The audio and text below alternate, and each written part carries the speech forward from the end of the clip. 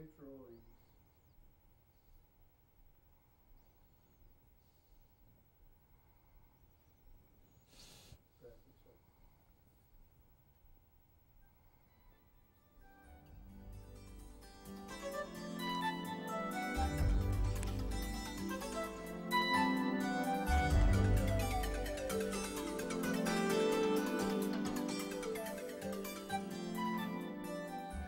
Hey, wait till you see today's show.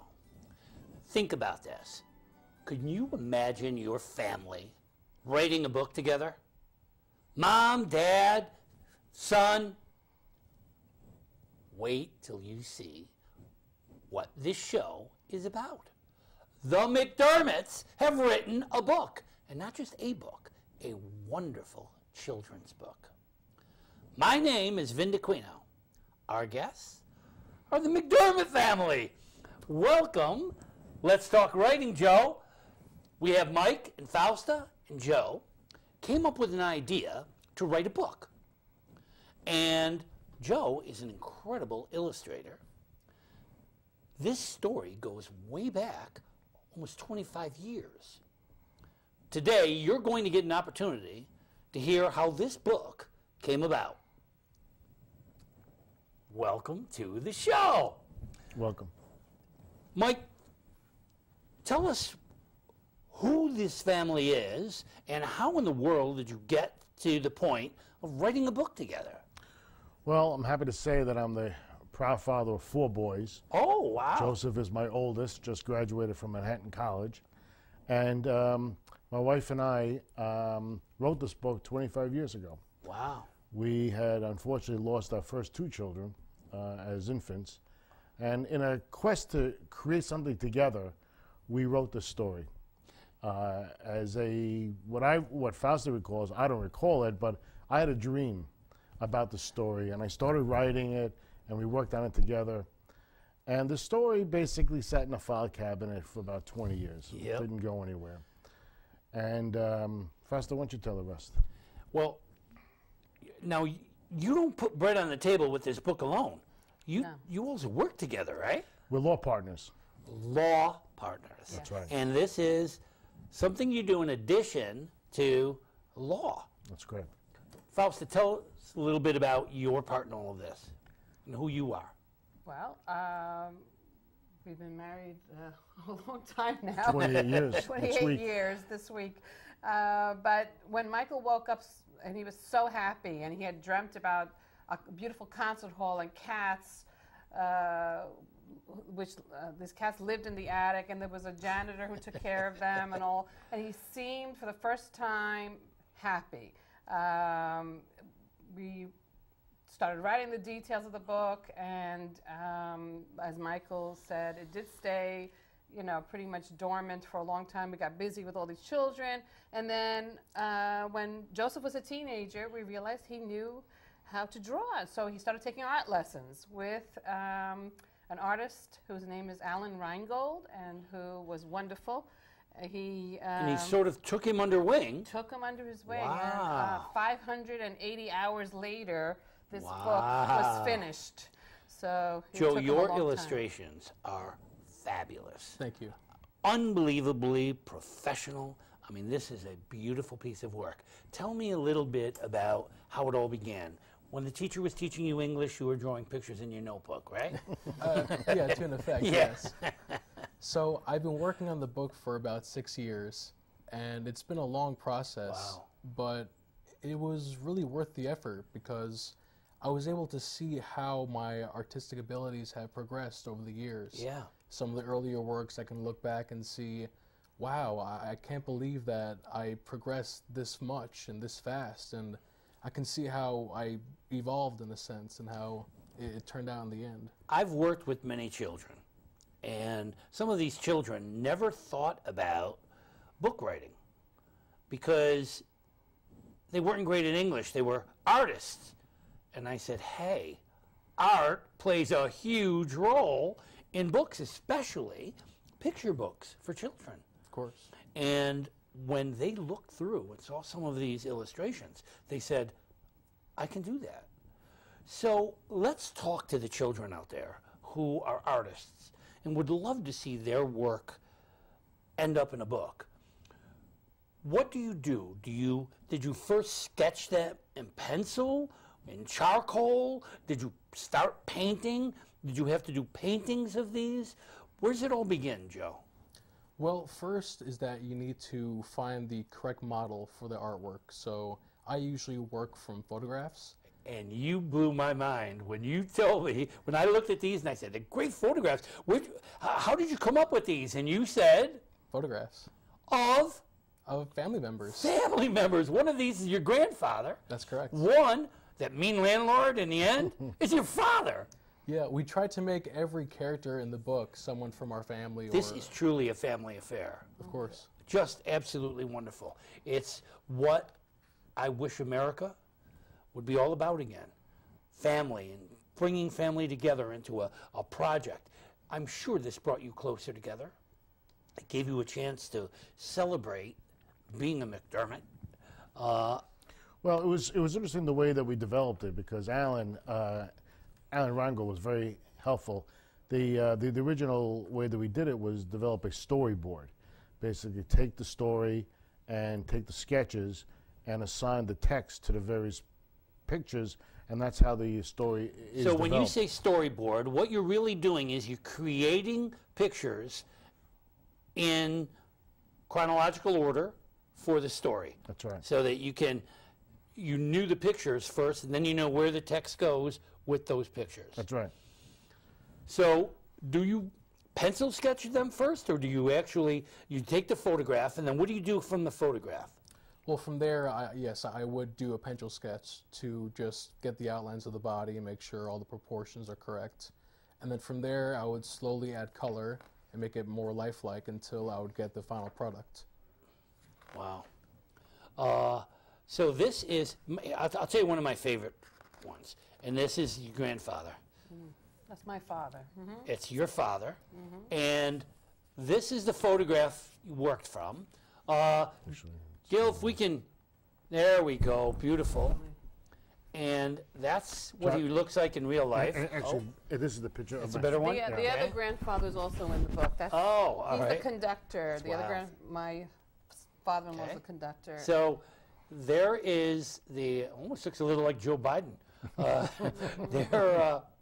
So you use this picture to create the character. Correct. So now this is, your grandfather has become the conductor of the, The other My one. father is the conductor. is the conductor. That's right. And this guy is the janitor. My father actually, his first job when he came to this country when I was 2 years old was a janitor for New York Life Insurance Company, and then he kind of moved up into security, and by the time he retired. Now you said you worked on this for how many years? About 6 years. About 6 years. So how old were you when you began? 14, 15. Well, 14 or 15, and at 14 or 15, you were already getting into this. Were you doing color photos at the time too, or was it all sketches? Or No, it was about the same process from the beginning. I would take the photo, then do a black and white sketch, and then add color, and it was about the same throughout the entire process. So you use colored pencil and turpenoid mostly. Yeah. colored pencil? Yes, I use color pencil. Wow. A bit of oil paint and some acrylic, depending on where I need And it. you were not formally trained. You had this master. You were an apprentice, basically, and he taught you step by step how to do this. Now, when did you do this? Nights, weekends? What? Well, it was on and off. It was a couple summers I would do it, and during the school year I would go Thursday nights and Friday nights and just work on it. You know, I would try to get as much done as I could, but So he really took you under wing. yeah, it was Wow. Too bad we couldn't get him here. That's wonderful. Now, he's an artist in his own right. Yes, so Alan is a very accomplished artist. He has painted every president since Nixon. Wow. And he had told us some interesting stories about the different presidents he met, and even President Obama, he just painted. Really? That's right. He, in fact, the TriStar pictures, the winged horse. The Pegasus. He must be going crazy now with 12 possible people already. Wants to pick the right one to paint. Well, Alan is an interesting individual. He'd have classes at his house as well as the Sawmill Club down in Kisco. And a lot of the people that were there were young people, like Joe's age, and seeing, and I would see some of their work. And Alan was very, very good with children, with young people. Yeah. He helped them to develop their own character, That's a their own great thing. style. And Alan was very complimentary of Joe. In fact, I saw how Alan took a particular liking to Joe and took him under his wing. And it was actually Alan's idea to illustrate the book, because I'd given Joe, but the story that we had written merely as an exercise to develop scenes. Yeah, it enhances the entire book. I just loved, children love to do that. You know, they go in and they look at this and they want to imagine with it. And this is so great for that. And I just followed it. I read this book about 4 times because I didn't want to miss anything. So I went back to study the picture and put it together with the words. It just is a delightful story. Now, speaking of this delightful story, let's talk a little bit about the story here. What really amazed me is that it took a turn. I thought I was going to read a book, basically you told me that it was about concert cats, and these cats were going to be in this concert hall that they were going to demolish. They had to come up with a way to save it. I thought for sure we were going to have cats playing instruments or singing and meowing, and it just takes a totally different turn. It's not a typical story. So tell us a little bit about that. It started with a dream 25 years ago. Well, my wife and I spent quite a bit of time together after our children had passed, and we had written another story as well about Andrew's bagpipes, which is another story, but we focused on this particular story as a means of developing something together. Right. And this story was about this, and I'm a history major, I'm a historian, and it was all about the preservation of a concert hall. And even now, today, it's more prevalent, more relevant, because so many buildings are being torn down. I know. Because people don't visit them anymore. My books are based on history too. The Sybil Ludington book and Hauntings of the Hudson River. I'm just a total believer in history. And I've said this a number of times in a number of articles. If we do not teach the children of today about their yesterday, we are taking away some of their tomorrow. That's right. And they need to know what came before. And things like old concert halls, some people call them old buildings. I call them a piece of our past. They need to know what it was, and they need to know what came before them. So that's one of the things that really got me about this story. And I love the idea that it was everyone working together to save a piece of history.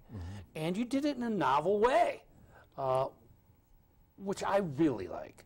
So tell us now the storyline of this book. Well, so the storyline is that a group of cats who live in a rundown concert hall are faced with a dilemma when they learn that the landlord is coming to shut down the concert hall because it doesn't get enough profit. So they take it upon themselves to become missionaries, so to speak. They spread the word, come to the concert hall, come and enjoy the culture, enjoy the music. And so they go around town and they tell the cats and the dogs and the owners to come down and experience. So they work through the other cats and dogs to get them to go to their masters and get their masters to come. Now, the concert hall is kind of an unusual concert hall. It isn't like varied shows. It's sort of a set band or orchestra that comes like every week or a couple times a month, and they play a concert. And people come to watch this band play in the concert hall. I kind of like that. That's old time. My father had he didn't play an instrument, but in our neighborhood was the Red Band Club. And the Red Band Club was a marching band. And there were a lot of these old neighborhood friends who played instruments. And they would go like every single week to an old storefront and practice. And my father would go and he'd play cards with them in between, and it was almost a club. So this band, there's people who would come to listen to this band, especially at like these festivals around town. And they would have this band come and play in bandstands. And they had a following for years. Well, as the years developed, some of these players were like older than their tubas, you know, and it was very hard, and they would try to get young people in there to preserve this piece of the past. So I had a special connection here, and I knew how much my father believed in this band and how much all of the people in the neighborhood believed in it. And to save that is so important. Well, one of the things that I really enjoyed, because I was very involved in the development of the storyboard as well, was I said, as we were doing the storyboard, I said, I need a scene where there's an explosion of news about the concert hall. And one of the things that we developed is this, what I call the newspaper stand scene. Oh, yeah, newspaper stands are also, in some ways, part of the past, but also not. I was just down the city 2 days ago. Those newsstands are still on street corners. Not so much in the smaller towns, but certainly in New York City. Well, it has an old style look to it. Yeah, it does. And if you see one of the dogs that's in the newsstand is in the preceding scene, so there's a continuation. Yeah, so the dogs are talking to the dogs, which I think is so clever. Instead of having the people do it, you're having the dogs do it, the That's pets. right. And this is Alan Reingold. He is the blind newspaper owner. He's not blind in real life. He's not yeah. blind in real life. But- And then all the way on the right, Joseph. Yeah, so- that's the only part of the book that So you Joseph have all put these himself. cameo appearances. That's right. The cameo Well, you know, appearance. it has it has a very subtle, interesting way that news is spread, much like the way that we learned as a kid. And what I find interesting is that nowhere in the story do you see a cell phone, someone texting, someone with any social media. It is purely just Mouth to mouth. mouth to mouth. There just you the go. way we learned as children. And you know, but you can do a social commentary about, but sort of texting, yet the word is accomplished just through word of mouth. Right. Okay, so now we're going to talk about another part. There's a lot of people out there now who are probably turned on to the whole idea of a family working together to create a book. But a lot harder than it looks, isn't it? Tell me a little bit about the process. How did you go about, you know, I know how you got Alan, but what about all the rest? The printing, the putting it together, the publisher, the creating a cover. A lot of decisions have to be made. You have to make them together. Tell me a little bit about that part. Well, of it. Faust and I formed our own indie press called Beautiful Tree Publishers, and that's actually a family affair because Fausta was born and raised in a small town in Italy called Albrobello, which translates beautiful tree. Wow. So Beautiful Tree Publishers. And I was actually born in a very old house, so I have it in my blood. I was born in a house that was probably over 600 years old. Wow. Yes. Yeah, So. and so we were comfortable that we believed in the story, that we were comfortable with the tremendous artwork that Joe had done, and we liked the story. So we wanted to have control over the way that it is developed and marketed. So we developed a good relationship, an excellent relationship with a gentleman, John Thompson from Washington State, who had his own publishing company, children's. He was sort of winding down, but he loved the story. He helped us to edit it and develop it, and the process. We sent him the storyboard with Joe's illustrations, a copy of them, and the editing process was not what I expected because I figured it was done. He goes, no way. No. So, but what he did, now with computers, of course, and email, things can be Yeah, instantaneous. so you did this whole thing pretty much by email, All by right? email. Yeah, it's a different world. That's right. And I did meet him in person at Book Expo America, which is a good place to go. Javits every year in the spring for 5 days or so has this big book expo. So we actually met the company, the lady in China where the printing was done, I met her a couple of years ago also, because you would feel reluctant to send money to China, to Shanghai. Who is this person? Who are they? Do they do a good job? So I actually saw the product and saw how beautifully illustrated, and the color was vivid and wonderful. So that helped also. But the editing process was a lot different, because when John had made changes, I agree with, I'd say 90% of them, forced me, as I guess the primary writer, to sit and look critically at it as well. And I developed my own, and it really shaped it into a way, still the same story, but in ways that made it more. I work with writers all the time. I have a class I teach at Westchester Community College, and I work with writers at the Mahopac Library every week. And some of those people are so reluctant to make changes. That's right. They think, came out of the head to the book, that's the way it has to stay. But you have to be flexible. Absolutely. You have to be willing to do what's best for your book. You have to listen. Now, you don't have to do all of the things. I had literal battles with my editor from Delacour Press, Dell Publishing Company. We argued everything from the cover to the name of the main character, and until we finally came to a point where we had to both say, okay, I'll do this if you do this, you know. Well, I'll give you an excellent example of that process. When we were in the beginning sort of developing the storyline about how the cats sort of live together, we had a debate over how the cats operated in the attic. And we developed a story of while Sophia quietly watched, the kittens would play for hours on the instruments stored in the attic. Trying to outdo each other, they made acrobatic leaps between two small drums. They would slide down the neck of a big cello and onto the xylophone, creating a whirlwind of music as they scampered across, laughing with joy as they landed on a pile of old uniforms. That took weeks to develop. Well, that page is what, in writer's lingo, is called a red herring. You set me up, and I was sure the cats were going to play those instruments. I said, oh, sure, they're playing with the guitars, they're playing with the drums. They're going to actually play the instruments because they're sitting there, and they come down, they play with them, they're going to do the concert. You caught me, you tricked me, and I loved the way you did it. That page is really a monumental page for this book because it does set up the reader. It just works. So we had to re-copyright the book from the original because a lot of these kinds of details were not in the original that from 25 years ago.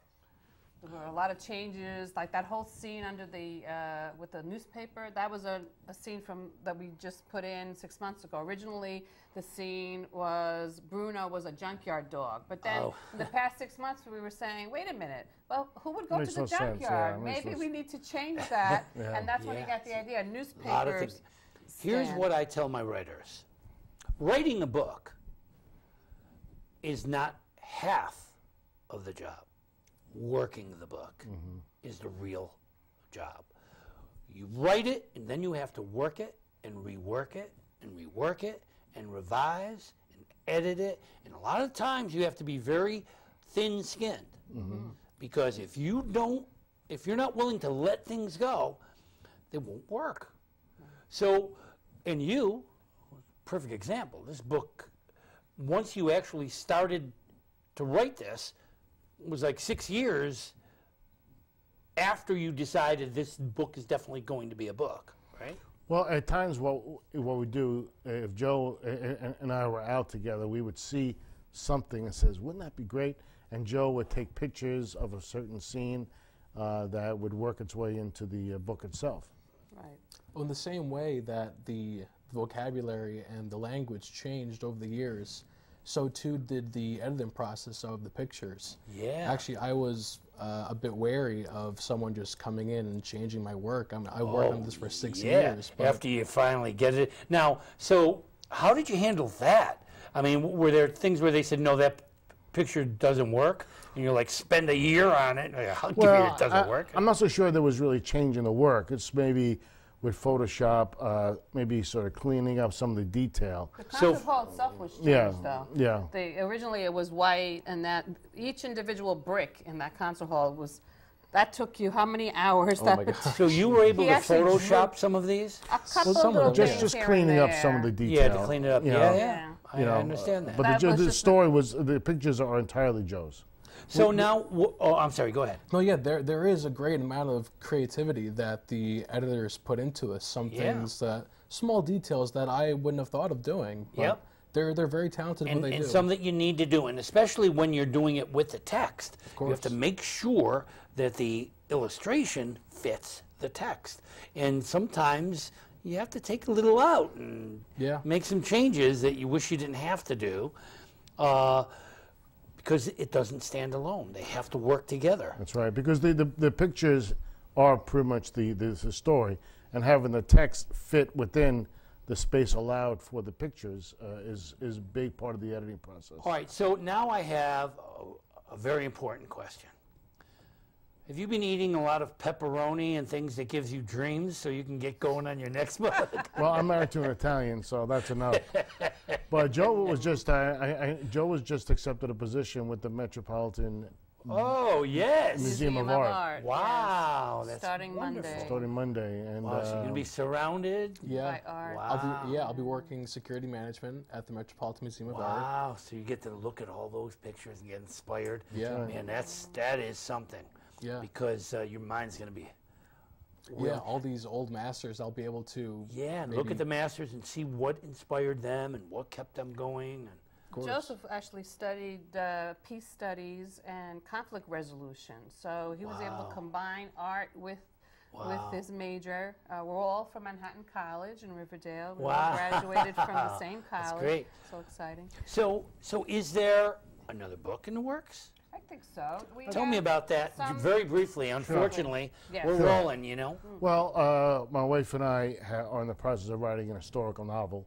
Oh, great. It's not a picture book, but it's a historical novel set in the late 1800s. It involves the Tweed Courthouse down in Manhattan. We've had tours, private tours of the Tweed. I was able to go back into the archives and develop and see how the Tweed was used as a courthouse. And we've developed a very unique sort of story. It involves some slavery and escaped slaves. It's fascinating. Because my husband's also a town judge, so he knows a little bit about So, it. ladies and gentlemen, what we're discovering is that the McDermotts have made this project a family affair. And they work together as a team to create what they absolutely believe is a wonderful book. And guess what? I believe it too. It's a great book. The book is called The Concert Hall Cats. You can find out more about that on their website. Well, keep writing, keep doing what you're doing. I loved the book. I will be speaking your praises. And you need to tune into this show next week for another great show. Cannot thank you enough. The show has been wonderful. Your information has been wonderful. Keep doing what you're doing. Perfect example that whatever you do in your walk of life, you can still write. Use your weekends, work together, pull yourselves together, keep on writing. Thank you for talking writing with us. Thank you for tuning in. Thank you for having us. Thank you. Well, right now, our credits are beginning to roll.